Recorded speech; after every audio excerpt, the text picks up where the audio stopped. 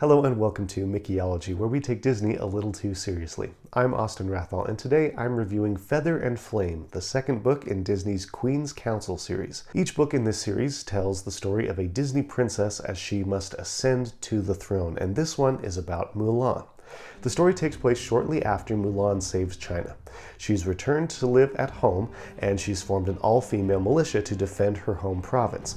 But soon the emperor summons her back to the imperial city and names her as his heir. Soon she must learn to rule an empire, and she must decide whether to continue her romance with Shang, or to form a marriage alliance with a foreign prince. As if that weren't enough to worry about, she learns that there may be a rebellion forming against her, and that the Huns might be getting ready to take revenge on China. Soon Mulan must take up her sword again and go out to battle to save China once more. I wasn't sure what to expect from Feather and Flame because the first book in the Queen's Counsel series disappointed me, but I thought this one was much better. It has great prose, excellent dialogue, and it moves at a brisk pace.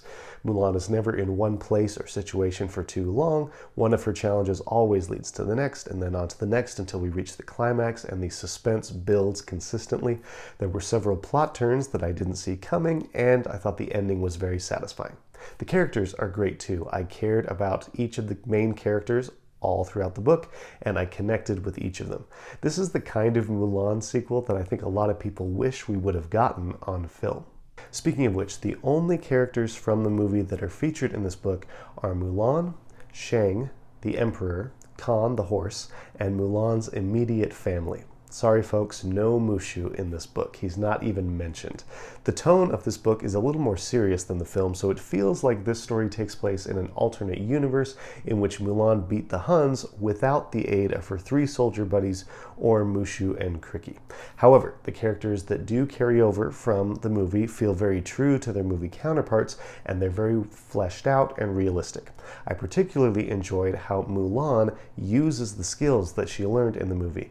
In this story, she disguises herself as a man, she fights like a soldier, and she thinks like a military strategist. The author is very clear that this is a character who's been through a war and has learned skills that she knows how to apply from that experience. The new characters are also very three-dimensional and very good. Two of Mulan's militia members are particularly engaging. If you like a lot of history in your historical fiction, then you should know that this book is not for die-hard Chinese history enthusiasts. There are a lot of accurate aspects of Chinese history represented here, like oracle bone readings and the mandate of heaven and filial piety, but there's not a lot of detailed information regarding any particular dynasty. And that makes sense in this story because this is a story of a brand new dynasty beginning, and it's a dynasty that never really existed. However, if you don't know a lot about Chinese history, you'll probably learn a few things about it that you didn't know before by reading the book.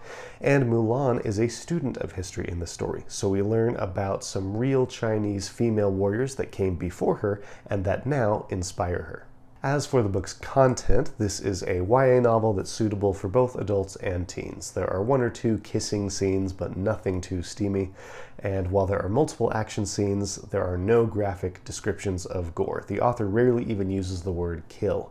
With a couple of exceptions, virtually all of the killing, even when there's a big battle, happens off-screen, so to speak. On the downside, there are a lot of Deus Ex Machina type plot conveniences. That's not entirely the author's fault because the premise of this series is that there exists a spirit being that guides princesses as they assume their thrones. And while in the beginning, Mulan simply gets a few key words of encouragement at a few moments from this spirit, as the story goes on, she starts to rely on this spirit more and more, and on spirits like that one, to the point where she has multiple spirits guiding her, giving her items, and giving her intel, and virtually carrying her through her challenges. This made the climax particularly disappointing. Without giving too much away, Mulan puts herself in a situation that looks like it's going to be impossible to get out of. However, lucky for her, her friends and her spirit guides show up to save the day and bail her out of that situation. Despite this weakness in the plot, the characters will win you over, and any hardcore Disney fan, or any Mulan fan in particular, I think will enjoy this book.